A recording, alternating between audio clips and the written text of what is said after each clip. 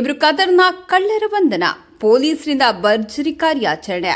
Gudemaranahalli Magadi taluk Annapoorneshwari bakery and sweet ಬಳಿ ನೆಲಮಂಗಲ ಬಸ್ಗೆ ಕಾಯ್ತಿದ್ದ ಅಂಬಿಕೆ ಎನ್ನುವ ಮಹಿಳೆಯ ಸಿನಿಮೀಯ ರೀತಿಯಲ್ಲಿ 60 ಗ್ರಾಂ ಚಿನ್ನದ ಸರ ದೋಚಿ ಪರಾರಿಯಾಗಿದ್ದ ಇಬ್ಬರು ಖತರ್ನಾಕ್ ಕಳ್ಳರನ್ನು ಪ್ರಕರಣ ದಾಖಲಿಸಿಕೊಂಡ ಪೊಲೀಸರು ಕಳ್ಳತನ ಮಾಡಿದ 24 ಗಂಟೆಯೊಳಗೆ ನಮ್ಮ ಪೊಲೀಸರು ಹಿಡಿದು ಎಡೆಮುರಿ ಕಟ್ಟಿ ಠಾಣೆಗೆ ತಂದು ಮುದ್ದೆ ಮುರಿಯಲು ಕಂಬಿಯ ಹಿಂದೆ ಜೈಲಿಗೆ ಬಿಟ್ಟಿದ್ದಾರೆ ಎನ್ನಲಾಗಿದೆ.